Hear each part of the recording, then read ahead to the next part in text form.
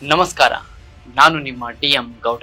ಮೊನ್ನೆ ಬಿಜೆಪಿ ಪಟ್ಟಿಯಲ್ಲಿ ನೆಹರು ಗಾಂಧಿ ಕುಟುಂಬದ ಕುಡಿ ವರುಣ್ ಗಾಂಧಿಗೆ ಪಿಲಿಭಿಟ್ ಲೋಕಸಭಾ ಕ್ಷೇತ್ರದಿಂದ ಬಿಜೆಪಿ ಟಿಕೆಟ್ ಕೈತಪ್ಪಿದೆ. ಬಿಜೆಪಿಯ ಹಿರಿಯ ನಾಯಕ ಜಿತಿನ್ ಪ್ರಸಾದ್ಗೆ ಭಾರತೀಯ ಜನತಾ ಪಕ್ಷ ಟಿಕೆಟ್ ಘೋಷಣೆ ಮಾಡುವ ಮೂಲಕ ನೆಹರು ಗಾಂಧಿ ಕುಟುಂಬದ ವರುಣ್ ಗಾಂಧಿಗೆ ಟಿಕೆಟ್ ಕೈತಪ್ಪಿದೆ.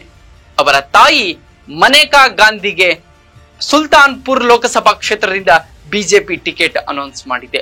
ಈ ಮೂಲಕ ನೆಹರು ಗಾಂಧಿ ಕುಟುಂಬದ ಒಬ್ಬ ಸದಸ್ಯರಿಗೆ ಭಾರತೀಯ ಜನತಾ ಪಕ್ಷ ಟಿಕೆಟ್ ನೀಡಿದೆ. ಸಂಜಯ್ ಗಾಂಧಿಯ ಮರಣ ನಂತರ ಕುಟುಂಬದಲ್ಲಿ ಅಧಿಕಾರ ಸ್ಥಾಪನೆಗಾಗಿ ರಾಜೀವ್ ಗಾಂಧಿಯೊಂದಿಗೆ ತಿಕ್ಕಾಟಕ್ಕಾಗಿ ಜನತಾ ಪಕ್ಷ, ಅದಾದ ನಂತರ ಭಾರತೀಯ ಜನಸಂಘ ಮತ್ತು ಭಾರತೀಯ ಜನತಾ ಪಕ್ಷವನ್ನು ಸೇರಿ ಅಲ್ಲಿಂದ ಪಿಲಿಭಿಟ್ ಲೋಕಸಭಾ ಕ್ಷೇತ್ರದಿಂದ ಸತತವಾಗಿ ಗೆಲ್ಲುತ್ತಿದ್ದಂತಹ ಮನೇಕಾ ಸಂಜಯ್ ಗಾಂಧಿಯವರು 2019 ಲೋಕಸಭಾ ಚುನಾವಣೆಯಲ್ಲಿ ಅವರ ಪುತ್ರ ಸ್ಪರ್ಧಿಸುತ್ತಿದ್ದಂತಹ ಸುಲ್ತಾನ್ಪುರ ಲೋಕಸಭಾ ಕ್ಷೇತ್ರಕ್ಕೆ ತಾಯಿ ಮಗ ಅದಲು ಬದಲಾಗುತ್ತಾರೆ. ಪಿಲಿಭಿಟ್ ಕ್ಷೇತ್ರಕ್ಕೆ ಪುತ್ರ ವರುಣ್ ಗಾಂಧಿ ಹೋದ್ರೆ ಸುಲ್ತಾನ್ಪುರ್ ಲೋಕಸಭಾ ಕ್ಷೇತ್ರಕ್ಕೆ ತಾಯಿ ಮನೇಕಾ ಗಾಂಧಿ ಬರುವ ಮೂಲಕ ಕ್ಷೇತ್ರಗಳ ಅದಲು ಬದಲಾಗುತ್ತೆ. ಇಲ್ಲೂ ಒಂದು ಕಾರಣ ಇದೆ.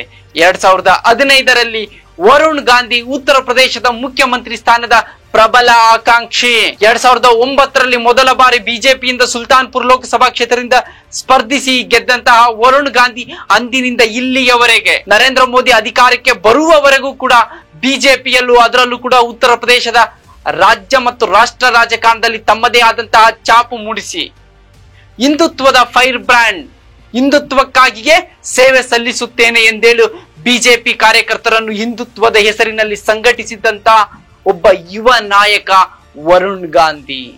ಇಂತಹ ವರುಣ್ ಗಾಂಧಿಗೆ ಭಾರತೀಯ ಜನತಾ ಪಕ್ಷ ಪಿಲಿಭಿಟ್ ಲೋಕಸಭಾ ಕ್ಷೇತ್ರದಿಂದ ಟಿಕೆಟ್ ನಿರಾಕರಿಸಿದೆ. ಹಾಗಾದ್ರೆ ಯಾಕೆ ಟಿಕೆಟ್ ನಿರಾಕರಣೆ ಆಯ್ತು? ಉತ್ತರ ಪ್ರದೇಶದಲ್ಲಿ ಯೋಗಿ ಆದಿತ್ಯನಾಥ್ 2017ರಿಂದ ಇಲ್ಲಿಯವರೆಗೂ ಕೂಡ ಅವರು 2ನೇ ಬಾರಿ ಉತ್ತರ ಪ್ರದೇಶದ ಮುಖ್ಯಮಂತ್ರಿಯಾಗಿ ಅಧಿಕಾರ ಸ್ವೀಕರಿಸ್ತಾ ಇದ್ದಾರೆ, ಅಧಿಕಾರ ನಡೆಸ್ತಾನೆ ಇದ್ದಾರೆ. ಯೋಗಿ ಆದಿತ್ಯನಾಥ್ ಅವರಿಗೆ ಪ್ರಬಲ ಸ್ಪರ್ಧಿ ಉತ್ತರ ಪ್ರದೇಶದಲ್ಲಿ ಯಾರಾದ್ರೂ ಇದ್ರೆ ಅದು ವರುಣ್ ಗಾಂಧಿ. ಕಾರ್ಯಕರ್ತರ ಆದಿಯಾಗಿ ಎಲ್ಲರೂ ಕೂಡ ಮಾತನಾಡ್ತಾರೆ. ಪ್ರತಿಭಾವಂತನಿದ್ದಾನೆ, ವಿದ್ಯಾವಂತನಿದ್ದಾನೆ, ಜೊತೆಗೆ ರಾಜಕಾರಣದಲ್ಲಿ ಕಾರ್ಯಕರ್ತರ ಆದಿಯಾಗಿ ಅಧಿಕಾರವನ್ನು ಯಾವ ರೀತಿ ನಡೆಸಬೇಕು ಎನ್ನುವ ವಿಚಾರವನ್ನು ಗ್ರಹಿಸಿದ ಒಬ್ಬ ಯುವ ನಾಯಕ ವರುಣ್ ಗಾಂಧಿ. ವರುಣ್ ಗಾಂಧಿಯವರ ರಾಜಕೀಯವನ್ನು ಇಲ್ಲಿಗೆ ಸಮಾಪ್ತಿ ಮಾಡುವ ಮೂಲಕ ಯೋಗಿ ಆದಿತ್ಯನಾಥ್ ಅವರಿಗೆ ಇರಬಹುದಾದ ಬಹುದೊಡ್ಡ ಮುಳ್ಳೊಂದನ್ನು ಭಾರತೀಯ ಜನತಾ ಪಕ್ಷ ಇಂದು ಟಿಕೆಟ್ ನಿರಾಕರಿಸುವ ಮೂಲಕ ಕಿತ್ತು ಹಾಕಿದೆ. ತಾಯಿ ಮನೇಕಾ ಸಂಜಯ್ ಗಾಂಧಿ ಪುತ್ರನಿಗೆ ಟಿಕೆಟ್ ಕೊಡಿಸಲೇಬೇಕೆಂದು ದಿಲ್ಲಿ ಹೈಕಮಾಂಡ್ ಮುಂದೆ ತೀವ್ರ ಮಟ್ಟದ ಲಾಬಿ ನಡೆಸುತ್ತಿರುವುದು ಒಂದು ಕಡೆಯಾದರೆ, ಸಮಾಜವಾದಿ ಪಕ್ಷದ ನಾಯಕ ಅಖಿಲೇಶ್ ಸಿಂಗ್ ಯಾದವ್ ಅವರು ನಾವು ನಿಮಗೆ ಟಿಕೆಟ್ ಕೊಡ್ತೇವೆ, ನಮ್ಮ ಪಕ್ಷದಿಂದ ಸ್ಪರ್ಧಿಸಿ ಎನ್ನುವ ಆಹ್ವಾನವು ವರುಣ್ ಗಾಂಧಿಗೆ ಹೋಗಿದೆ. ಈ ಮೂಲಕ ಉತ್ತರ ಪ್ರದೇಶ ರಾಜಕಾರಣದಲ್ಲಿ ಬಹುದೊಡ್ಡ ರಾಜಕೀಯ ಸಂಚಲನಕ್ಕೆ ಕಾರಣವಾಗಿದೆ. ಸದಾ ನೆಹರು ಗಾಂಧಿ ಕುಟುಂಬವನ್ನೇ ಟೀಕಿಸುತ್ತಲೇ ಪರಿವಾರವಾದದ ವಿರುದ್ಧ ಕಠಿಣ ಮಾತುಗಳನ್ನಾಡುತ್ತಿದ್ದಂತಹ ಪ್ರಧಾನಿ ನರೇಂದ್ರ ಮೋದಿ ಅವರ ಮಗ್ಗಲಲ್ಲೇ ಬಹಳಷ್ಟು ಪರಿವಾರದ ಕುಡಿಗಳು 1ನೇ ತಲೆಮಾರು, 2ನೇ ತಲೆಮಾರು, 3ನೇ ತಲೆಮಾರಿನವರೆಗೂ ಕೂಡ ರಾಜಕಾರಣ ಹಬ್ಬುತ್ತಿದ್ದರೂ ಕೂಡ ಪರಿವಾರದ ಬಗ್ಗೆ ಅತ್ಯುಗ್ರವಾಗಿ ಮಾತನಾಡುತ್ತಿದ್ದಂತಹ ಪ್ರಧಾನಿ ನರೇಂದ್ರ ಮೋದಿ ಅವರು ಇಂದು ವರುಣ್ ಗಾಂಧಿ ಅವರಿಗೆ ಟಿಕೆಟ್ ತಪ್ಪಿಸಲು ನೀಡುತ್ತಿರುವ ಕಾರಣ ಕುಟುಂಬವಾದ, ಪರಿವಾರವಾದ. ಯಡಿಯೂರಪ್ಪ ಮತ್ತು ಯಡಿಯೂರಪ್ಪನ ಮಕ್ಕಳಿಗೆ ಟಿಕೆಟ್ ಕೊಡಲು ಬರಲಾರದ ಪರಿವಾರವಾದ. ಗೋಪಿನಾಥ್ ಮುಂಡೆ ಅವರ ಮಗಳು ಪಂಕಜ್ ಮುಂಡೆಗೆ ಟಿಕೆಟ್ ನೀಡುವಾಗ ಬರದ ಪರಿವಾರವಾದ. ದೇವೇಂದ್ರ ಫಡ್ನವೀಸ್ ಅವರಿಗೆ ಟಿಕೆಟ್ ನೀಡುವಾಗ ಬರದ ಪರಿವಾರವಾದ. ರಾಜನಾಥ್ ಸಿಂಗ್ ಅವರ ಪುತ್ರ ಪಂಕಜ್ ಸಿಂಗ್ಗೆ ಟಿಕೆಟ್ ನೀಡುವಾಗ ಬರದ ಪರಿವಾರವಾದ. ಮನೇಕಾ ಗಾಂಧಿಯವರ ಪುತ್ರ ವರುಣ್ ಗಾಂಧಿಗೆ ಟಿಕೆಟ್ ನೀಡುವ ಸಂದರ್ಭದಲ್ಲಿ ಪರಿವಾರವಾದ ಪ್ರಧಾನಮಂತ್ರಿ ನರೇಂದ್ರ ಮೋದಿ ಅವರಿಗೆ ನೆನಪಾಗಿರುವುದು ಮಾತ್ರ ಸೋಜಿಗದ ವಿಚಾರ.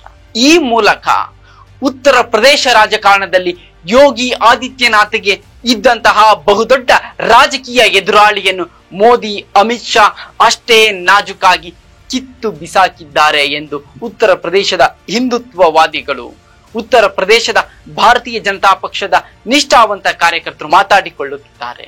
ಒಂದು ವೇಳೆ ಮನೇಕಾ ಗಾಂಧಿಯವರ ಲಾಬಿಗೆ ಮಣಿದು ಬಿಜೆಪಿ ಹೈಕಮಾಂಡ್ ಟಿಕೆಟ್ ನೀಡುತ್ತಾ, ಇಲ್ಲವೇ ವರುಣ್ ಗಾಂಧಿ ಪಕ್ಷೇತರ ಅಭ್ಯರ್ಥಿಯಾಗಿಯೋ ಸಮಾಜವಾದಿ ಪಕ್ಷದ ಅಭ್ಯರ್ಥಿಯಾಗಿ ಪಿಲಿಭಿಟ್ ಲೋಕಸಭಾ ಕ್ಷೇತ್ರದಿಂದ ಸ್ಪರ್ಧೆ ಮಾಡ್ತಾರಾ ಅನ್ನೋದನ್ನು ಕಾದು ನೋಡಬೇಕಿದೆ.